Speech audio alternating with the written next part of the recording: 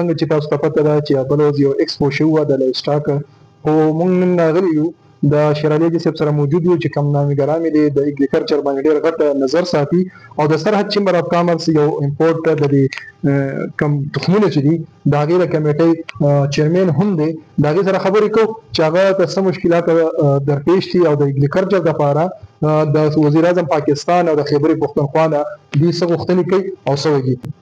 زما نوم شیر علي دی او د شیر علي اینډ سن سیډ کمپنۍ په نوم باندې تقریبا د تیرو 40 کالونو د سبزیاتو د تخمونو کاروبار کوم. په دې کې موږ تر اوسه پورې زیاتره د بهر نه امپورټ کوو، ځکه موږ سره په پاکستان کې په ویجیټیبل کې یا په سبزیاتو تخمونو کې څه نشته. په سیریل کراپ کې ډېر دي ماشاءالله، لیکن په سبزیاتو کې موږ سره څه نشته. د تیرو 15 کالونو موږ خپل بریډینګ پروګرام شروع کړی دی د هایبرډ ویجیټیبل، هغې سیلفینګ کوو، مختلف ورایټي دي. سخت کالي زموږ یو او پی وی ورایټي د پالکو هغه ماشاءالله د سیډ کونسل نه اپروو شوله. موږ پرایویټ سیکټر دا کوشش کوو چې وخت په وخت موږ داسې ورایټي تیاري کړو چې د بهر نه موږ د خپل امپورټ کم سے کم کو. بازار مبادله چې زموږ بهر ته کوم ځي چې دا موږ کم سے کم کو او موږ خپل تخمونه تیار کړو، دنیا ته هم ورکوو. په دې کې یوازې پرایویټ سیکټر هیڅ نشي کولی. موږ بار مختلف فورم باندې دا درخواست کړی دی د خپل حکومتي چارواکو نه، د مشرانو نه، چې تاسو مهرباني وکړئ زموږ پرایویټ سیکټر سره په دې کې مرسته وکړئ.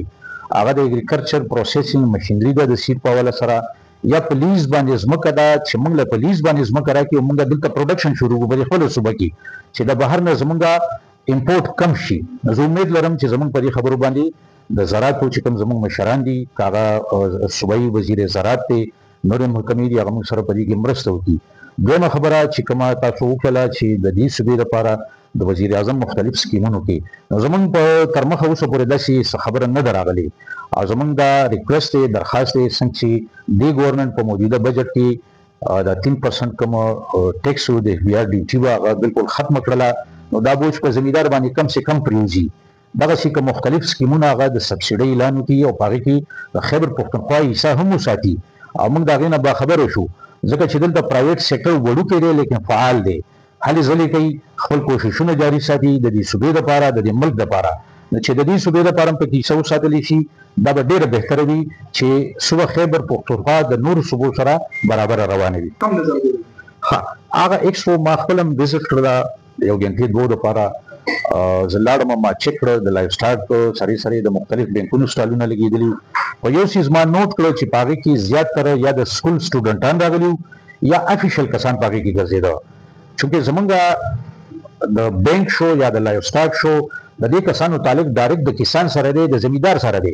ما پکې یو زمیندار هم ونه لیده، لهذا زما دا درخواست دی د صوبایي حکومت نه چې دا د مهرباني وکړي په دې مارکیانو کې، شادي هالونو کې دا قسمه ایکسپوګانې دا زما په خیال باندې فیزیبل نه دي. دلته په ترناب کې چې کوم ایکسپو سنټر جوړ شوی دی یا لږ غوندې پاتې دی، زما دا درخواست دی چې دا د فورن کمپلیټ کړی شي، دا د اوپن کړی شي. په دې کې د تخمونو سره د لایف سټاک د اګریکلچر مشینري یو کمباین داسې ایکسپو دی جوړوي، په هغې کې دی زموږ سره کینی مشوره دی والي چې دې ته به زمیندار موږ څنګه راغونډو چې هغه راشي، هغه د اګریکلچر سره ریلیټیو چې کوم مشینري دي د هغه سټالونو وزټ وکړي، د زرعي تخمونو سټالونو وزټ وکړي او د لایف سټاک چې کوم مالبرداري ساتي د هغې وزټ وکړي. او هغې مختلف ټایم کې موږ زه پخپله د سیډ اسوسیشن اف پاکستان سینیر وایس چیرمین پاتې شوی یم، د خیبر پښتونخوا د سیډ اسوسیشن صدر پاتې شوی یم، موجوده وخت کې سرپرست یم. سره د فیډرل سیډ سرټیفیکیشن اینډ رجسټریشن ډپارټمنټ پوره مرسته ده. د هغې په مرسته د هغې چې کوم قانون دی، رولز دي، د هغې مطابق موږ اډاپټیبلیټي ټرایل او بیا موږ هغه ورایټیان امپورټ کوو، د زمیندار لاس ته رسوو. دویمه غټه خبره موجوده وخت کې که موږ خواوشا مملکتونو کې موږ ګورو، زموږ د پاکستان زمیندار کسان طبقه دا ډېره زیاته ځپلې شوې ده. دې ته خو اول په بجلۍ کې سبسیډي پکار ده، په ټیوبویلونو کې چې کوم د فارمینګ ایریا د اګریکلچر ایریا هغه انتهایی مشکلات دي، بجلي شته، بجلي نشته، زراعت په هغې باندې ډېر زیات متاثره دی. دویم پیسټیسایډ، د پیسټیسایډ ریټونه ډېر ګران دي او سره چې کوم دی د نورو ګاونډي هیوادونو د ملکونو په نسبت پاکستان کې ډېره ګرانه ده. چې دا د سبسیډۍ په حساب سره مناسب ریټونو کې د زمیندار لاس ته رسي او زمیندار ژوندی وي نو ملک په زمیندار باندې چلیږي. بیا موږ فرش سبزي ایکسپورټ کولی شو، پاکستان ته قیمتي زر مبادله د دې په ذریعه باندې راتلی شي، خو که به دې څوک سوچ وکړي.